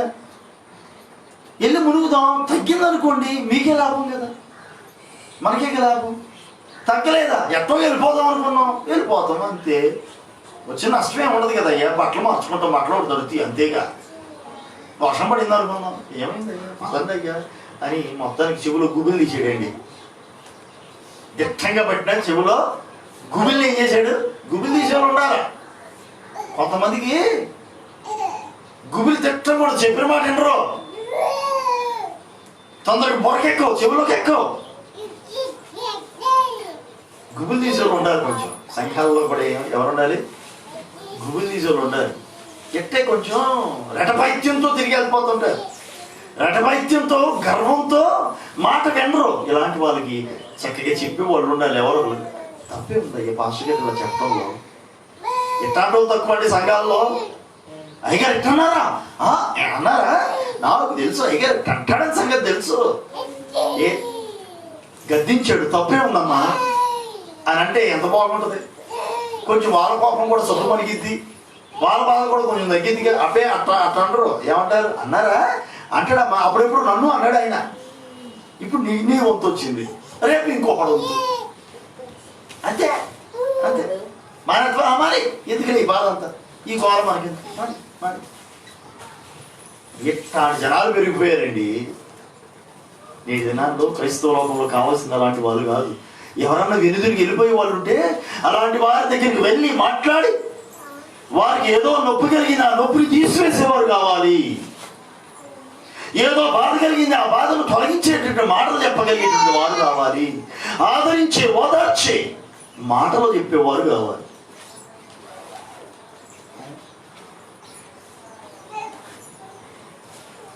తగ్గిపోయారండి ఇలాంటి వాళ్ళు, తగ్గిపోయారు సంఘాలలో. ఈ మంటలు కదా ఆ పని మనిషి, ఆ చిన్నది. ఇదిగో మా ఊర్లో దైవజనుడు ఉన్నాడు, అక్కడ ఉండటం మంచిది. ఒక్కసారి వెళ్ళరమ్మనమ్మా, మంచిది, వెళ్ళరమ్మనమ్మా. వెంటనే నమ్మాడు, వెళ్ళాడు. వెనుతిరిగాడులే కానీ మళ్ళీ తనను తాను తమాయించుకున్నాడు.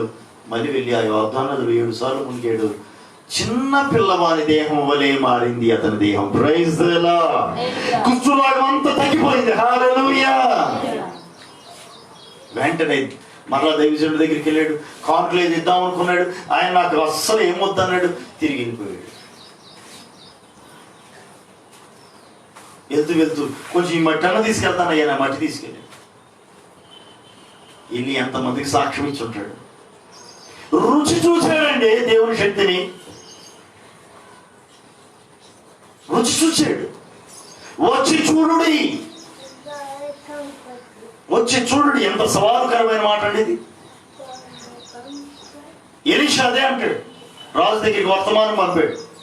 ఇశ్రాయేలీయులలో ప్రవక్త అక్కడ ఉన్నాడని తెలుసుకున్నట్లుగా నా యొద్దకు పంపించు. వచ్చి చూస్తాడు, ఆయన తెలుసుకుంటాడు. నా దగ్గరికి పంపించు, వచ్చి ఆయన తెలుసుకుంటాడు. ఇశ్రాయేలులో ప్రవక్త ఉన్నాడు, ఇశ్రాయేలులో దేవుడు ఉన్నాడని వచ్చి తెలుసుకుంటాడు. వచ్చి చూస్తాడు దేవుని శక్తి ఏంటో, ఆయన ఆశ్చర్య క్రియలు ఏంటో. ఆమెమో ఎల్రమ్మంది. ఆ చిన్నది ఏం చేసింది? అయ్యా ఎల్రా అయ్యా. ఈయన వచ్చాడు, వెళ్ళటం రాజుగారి దగ్గరికి వెళ్ళాడు. రాజుగారి దగ్గరికి వర్తమానం పంపించాడు. వచ్చి చూడమని, నా దగ్గరికి పంపించండి, ఇశ్రాయేలులో దేవుడు ఉన్నాడని ఆయన తెలుసుకుంటాడు. ఆ దర్శిస్తులు తెలుసుకుంటారు. వచ్చి చూడమనండి. వచ్చాడు, కోపంతో వెనుదిరిగాడు. వెళ్ళేవాడిని గూగుల్ తీపిచ్చాడు. అప్పుడు ఏముందయ్యా, ఒక్కసారి మునిగి చూద్దామయ్యా. ఏం చేద్దాం? ఒక్కసారి ఆ యోర్దాను నదిలో 7 సార్లు మునిగి చూడండి అయ్యా. తగ్గిద్ది లేకపోతే చూడరాదు. ఏమన్నాడు చెప్పండి? ఒక్కసారి చూడరాదు. యేసే దేవుడు అని రుచి చూసి తెలుసుకో. ఆయన శక్తి అంటే రుచి చూసి తెలుసుకో. నమ్ము, విశ్వసించు. రా, యేసు ఎత్తుకు రా. ఈయనే దేవుడు అన్న సంగతి అప్పుడు తెలిసింది నీకు. ఈయన దేవుడో కాదో నువ్వే గుర్తెరుగుతావు. ఆర్ఆర్కే మూర్తి గారు బైబిల్ చదివాడు. బైబిల్ ఎందుకు చదివాడు తెలుసా? బైబిల్లో తప్పులు పట్టుకుందామని చదివాడు. యేసు ప్రభువు దేవుడు కాదు అని చెప్తామని, బైబిల్లో తప్పులు పట్టుకుందామని వెతుకుతూ జాగ్రత్తగా చదువుతున్నాడంట బైబిల్ని. జాగ్రత్తగా బైబిల్ అయిపోయేసరికి ఆయన చెప్పిన సాక్ష్యం ఏంటి తెలుసా? బైబిల్లోని తప్పులను పట్టుకుందామని నేను చదివితే ఆ బైబిల్ నాలోని తప్పులను బయట పెట్టింది. Praise the lord. ఎంత అద్భుతం!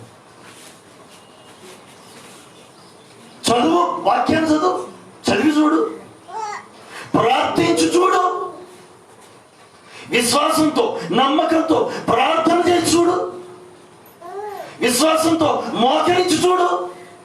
ఆయన చేసే కార్యములను వచ్చి చూడుడి.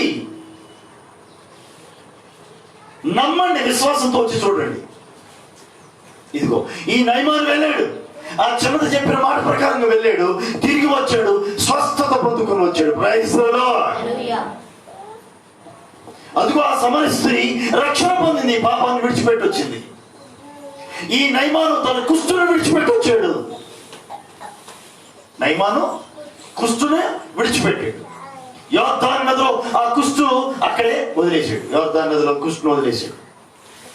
జీవచర్మంలో తన పాపమును విడిచిపెట్టింది ఆ స్త్రీ కదా. యేసయ్య ఉన్నాడు, జీవజలములు ఇస్తానన్నాడుగా. జీవజలాలు ఇచ్చాడు. ఆమె తన పాపపు కొండను విడిచిపెట్టింది.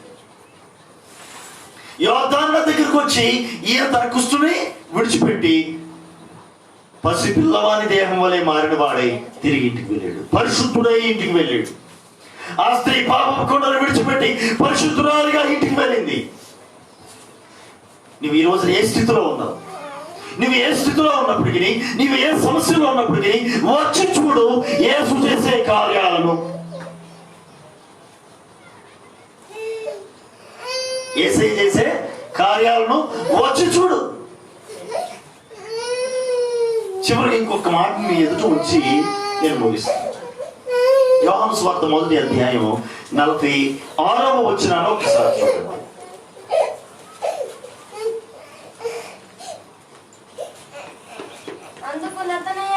అందుకు నతనయేలు నజరేతులో నుండి మంచిదేదైనా రాగలదా అని అడుగుగా, వచ్చి చూడమని ఫిలిప్పు అతనితో నేను చాలు. ఫిలిప్ అంటున్నాడు నతనయేలుతో, వచ్చి చూడయ్యా. నతనయేలు అంటాడు,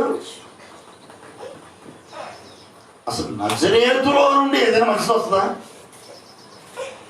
అసలు ఆ ఊరేంటి? భయంకరమైన ఊరండి, విలువలేని ఊరు. ఇప్పుడు ఆ మాట అర్థం ఏంటండి?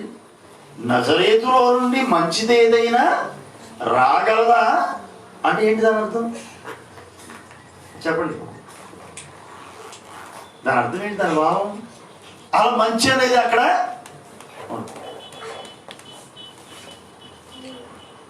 మంచి అనేదే ఉండదు అక్కడ.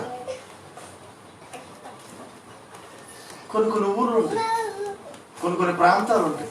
అబ్బో, ఊరు మొత్తం పైత్యమే ఉంటుంది. ఊళ్ళో అందరికీ పైత్యం, అసలు మామూలుగా ఎవరి మాట ఎండరాళ్ళు, ఎవరి మాట ఎండరు. ఇక కొన్ని ప్రాంతాలు అట్లా ఉంటాయి, కొన్ని ప్రాంతాలు ఉంటాయి స్టాంప్ అనమాట. మూర్ఖులు అన్నట్టుగానే కొంతమంది దొంగలు ఉంటారు. ఆ ఊరు మొత్తం దొంగలే ఉంటారు.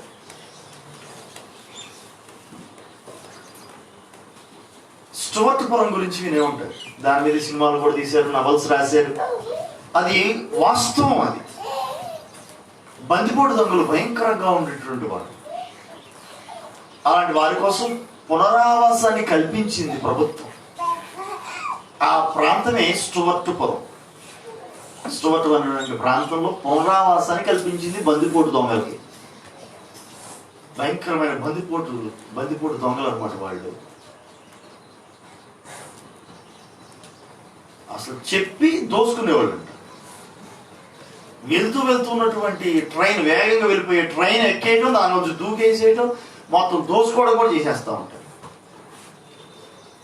పెద్ద బాగా డబ్బున్న వాళ్ళ దగ్గరికి చెప్పి పలానా టయానికి వస్తామని చెప్పి వెళ్ళిపోయి దోసుకుని వెళ్ళిపోయేవాళ్ళు. దొరికేవాళ్ళు గారు అలాంటి గజ దొంగలు ఆ ప్రాంతం మొత్తం అంతే. అలాంటి వాళ్ళ కోసం ఈ బతుకు మార్చుకుంటారా అని చెప్పేసి ఏం చేసిందంటే ప్రభుత్వం వాళ్ళకి ఈ స్టువర్టుపురం అనేటువంటి ప్రాంతంలో వాళ్ళకి భూములు ఇచ్చి, ఇక్కడ మీరు నివసించండి, మీ వృత్తి బందిపోటు దొంగలు కదా, మీరు దొంగతనం కదా మీ వృత్తి, దానికి మానేసేసి మీరు ఇక్కడ వ్యవసాయం చేసుకోండి అని ఆ ప్రాంతాన్ని ఇచ్చారు. ఆ ప్రాంతంలో పొలాలని, చేలు ఇచ్చి, ఇల్లు కట్టించి అక్కడ ఉండమన్నారు. అన్నారు కానీ ఇలా మారారు అనుకున్నారా? మారలా, బతుకు మారలా. వీళ్ళేదో మారతారన్న ఉద్దేశంతో ప్రభుత్వం పాపం వీళ్ళకి మంచి చేద్దామని చెప్పేసి చేసి భయంకరమైన బందిపోటు స్టువర్టుపురం వస్తుందంటేనే భయపడిపోయేవాళ్ళు ప్రజలు. అమ్మో ఏది కారణం ఏంటంటే బందిపోట్లు. అమ్మో బందిపోట్లు. ఆశ్చర్యం, అద్భుతం ఏంటి చెప్పమంటారా? ఈ రోజున స్టువర్టుపురం ఈరోజు సువార్తపురంగా మారింది. చప్పుల కొడుతూ ప్రభువుని మహిమ పలుకుతాం.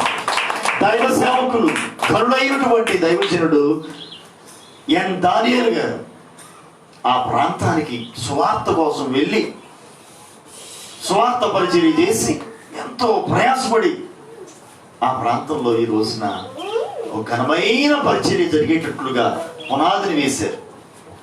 అనేక మంది మారారు. అందరూ మారారు. అనేక మంది కాదు, అందరూ మారారు. ఇంచుమించుగా 15 సంవత్సరాల క్రితం 1-2-3 కుటుంబాలు ఉన్నాయి ఇంకా మారకుండా అని ఆ రోజుల్లో అనేవాళ్ళు. 15 సంవత్సరాల క్రితం నాకు తెలిసి ఇప్పుడు వాళ్ళు కూడా మారిపోయి ఉంటారు. LEF ఫౌండర్ అన్నమాట. LEF lemons evangelical fellowship. ఈ లెమన్స్ ఇవాంజలికల్ ఫెలోషిప్ వ్యవస్థాపకులు ఎన్ దానియేలు గారు.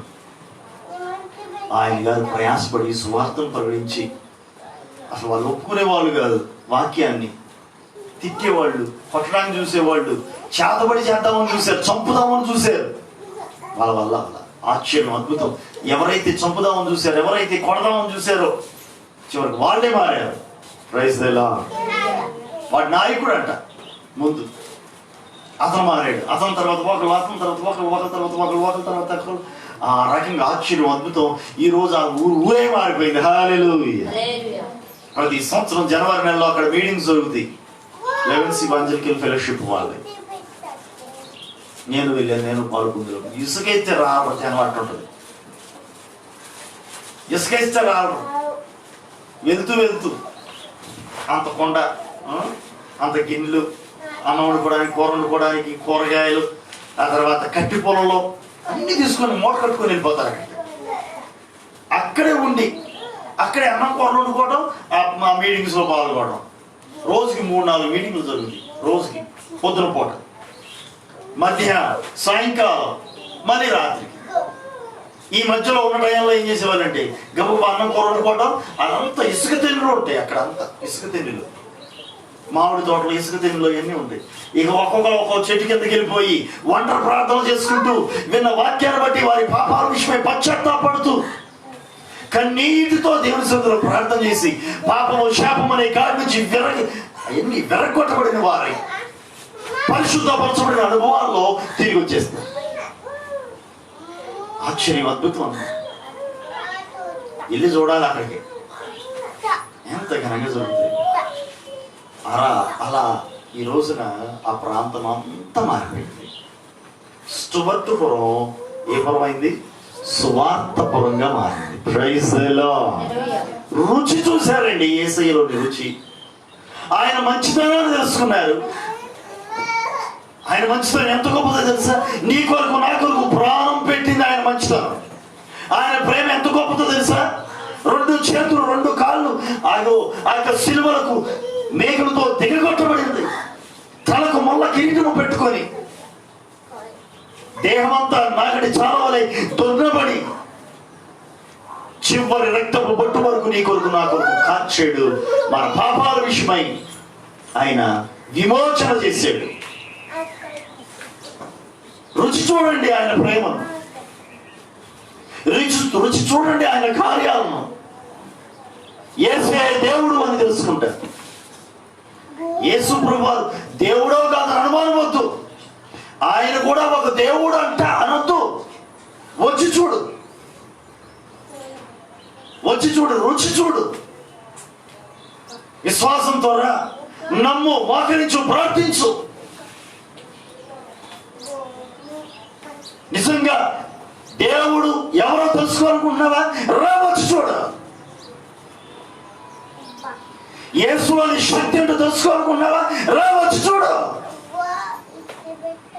ఆయన శక్తి ఏంటో, ఆయన సామర్థ్యమే ఉంటాం.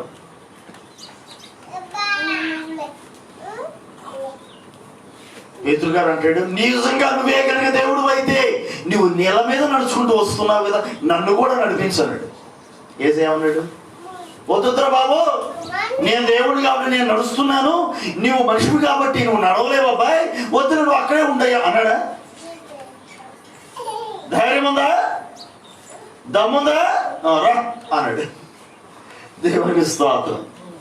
రా అన్నాడు. వచ్చి చూడు, నేనో కాదు, వచ్చి చూడు. పేతురు డౌట్ అదే, నిజంగా నీవేనా? నిజంగా నీవే కనుకైతే నేల మీద నడుచుకుంటూ వచ్చేది, నీవే కనుకైతే, మా బోధకుడు నీవే కనుకైతే అంటే డౌట్ ఏంటంటే ఆ నీటి మీద నడుచుకుంటూ వచ్చేది బోధం అనుకుంటున్నారు వాళ్ళ డౌట్. అది నమ్మకం కుదరట్లా. అందుకే బోధకుడు నిజంగా నువ్వే కనుకైతే నువ్వు నడుచుకుంటూ వస్తున్నట్టు నన్ను కూడా నడిపించు అన్నాడు. నడుస్తావా అన్నాడు. వచ్చి చూడు, నేను కాదు తెలిసింది అంతే. ఆ మాట వినగానే పేతురు ఏం చేస్తాడంటే ఆ దోణిలో నుండి తన పాదాలు తీసి నీళ్ళ మీద పెడతాడు. మునిగిపోలా. నెమ్మదిగా అడుగేసుకుంటూ నెమ్మదిగా చూస్తుంటే బాగానే ఉన్నాడు. అమ్మో నేల మీద నేనున్నా అనుకున్నాడు. మొత్తం నడవడం ప్రారంభించాడండి. బాగానే ఆశ్చర్యపోయాడు. ఓ నేను కూడా నీళ్ళ మీద నడుస్తున్నాను. ప్రభా నువ్వు నిజంగా నువ్వేనయ్యా, నేను బోధం అనుకున్నా కానీ అన్నాడు. నీటి మీద నడిచాడు. యేసయ్య కాదు నడిచింది, పేతురు కూడా నడిచాడు. యేసు వైపు చూసినంతసేపు నీటి మీద బాగానే నడిచాడు పేతురు. ఎప్పుడైతే తన కళ్ళు దృష్టి యేసు వైపు నుండి మళ్ళిందో అటు ఇటు చూసాడండి. ఎటువైపు తెలుసా?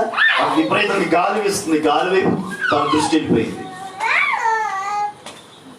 అలలు ఎగిసిపడుతున్నాయి, అలల వైపు పోయింది దృష్టి, యేసు వైపు నుంచి మళ్ళీపోయింది. వెంటనే మునిగిపోసాగేను. నీ దృష్టి యేసు వైపు ఉండాలి, నీ నడక యేసు వైపు చూస్తూ ఉండాలి. యేసు వైపు చూస్తూ నువ్వు నడవగలిగితే అప్పుడు తెలిసింది ఆయన దేవుడో కాదు. యేసు వైపు చూడు, ధైర్యంగా యేసు వైపు చూడు, ధైర్యంగా యేసు కొరకు నడు, ధైర్యంగా యేసు కొరకు నిలవడు, ధైర్యంగా యేసు కొరకే జీవించు. నిశ్చయంగా ఆయన ఆశ్చర్య కార్యాలు నువ్వు చూడగలుగుతావు, ఆయన చేసే అద్భుత కార్యాలు చూడగలుగుతావు. నీ కరుణ ఎదుట నీకు కొంచెం కీడుగా ఉన్నట్లుగా ఉన్నా, కరుణ ఎదుట కొంచెం శ్రమగా అనిపించినా, కరుణ ఎదుట నీకు కొంచెం బాధగా అనిపించినా, దుఃఖంగా అనిపించినా కంగారు పడకు. యేసు కొరకు నిలవబడు. ఆయనే దేవుడు నువ్వు ప్రకటించే దినాలను ప్రభు నీకు ఇస్తాడు. Praise the lord. పరిస్థితుల వైపు చూడకు, యేసు వైపు చూడు. ప్రేమల దేవుని పిల్లలారా, నేటి దినాల్లో మనం ఎవరైనా చూస్తున్నాం, ఎటో చూస్తున్నాం.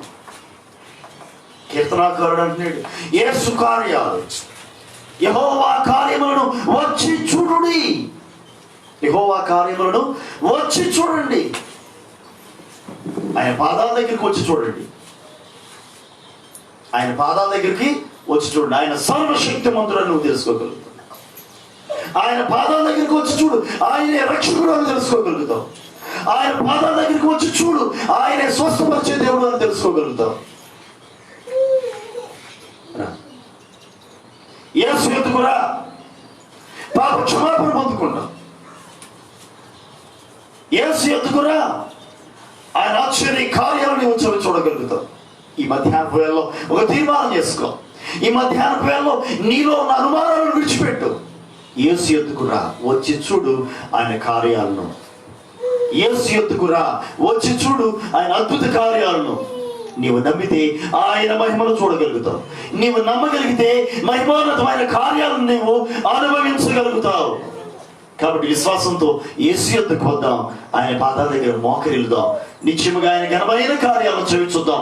అంటే కృప దేవుడు మీ అందరికీ దయచేయను గాక.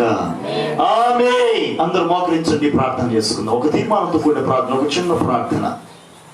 యేసయ్యా, నేను నీ యొద్దకు వస్తాను, మీ కృప నాకు దయచేయండి. నీవే దేవుడు అని నేను నమ్ముతానయ్యా, నేను నమ్ముతున్నాను. నీ కార్యాలు నా జీవితంలో చేయండి అని యేసు పాదాల యొక్క మోకరిల్లు.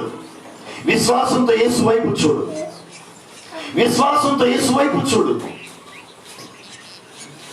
ఇదిగో ఆ స్త్రీ అంటుంది, ఇదిగో నేను చేసినవన్నీ నాతో చెప్పిన వారిని వచ్చి చూడండి. ఇదిగో ఆ యొక్క నయమానుతో ఆ జనత చెబుతూ ఉంది, ఒక్కసారి వెళ్ళి చూడయ్యా. ఆ దాసుడు అంటున్నాడు, నయమాను యొక్క దాసుడు, ఒక్కసారి మునిగి చూడరాదు, ఒక్కసారి మునిగి చూడరాదు యొర్దాను నదిలో, ఒక 7 సార్లు మునుగు అన్నాడు.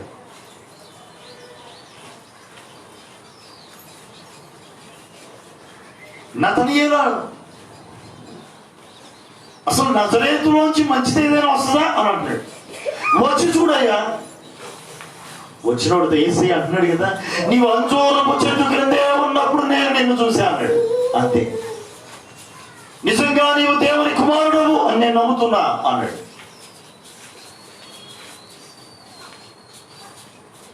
నేను అంజూరపు చెట్టు కింద ఉన్నప్పుడే నన్ను చూసావంటే కనుక నీవు నిజంగా దేవుని కుమారుడు నీవే, నేను నమ్ముతున్నాను అన్నాడు.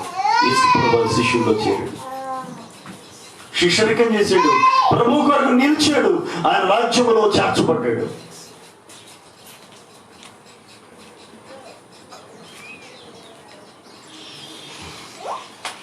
నీవు కూడా యేసయ్యను వచ్చి చూడు,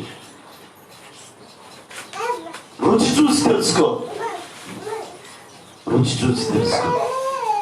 యేసు మంచివాడు, యేసు గొప్పవాడు, యేసయ్య రక్షకుడు, యేసయ్య పాప విమోచకుడు.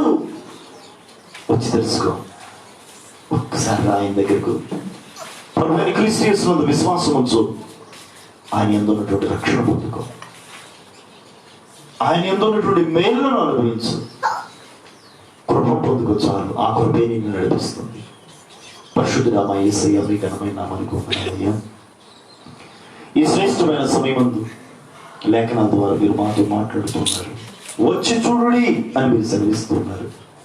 ఈ మాటలు వింటున్న ప్రతి బిడ్డ కూడా విశ్వాసంతో ఈ పాదాల దగ్గరికి వచ్చి మీ ఘనమైన కార్యాలను రుచి చూడగలిగే కృపను మీరు దయచేయండి.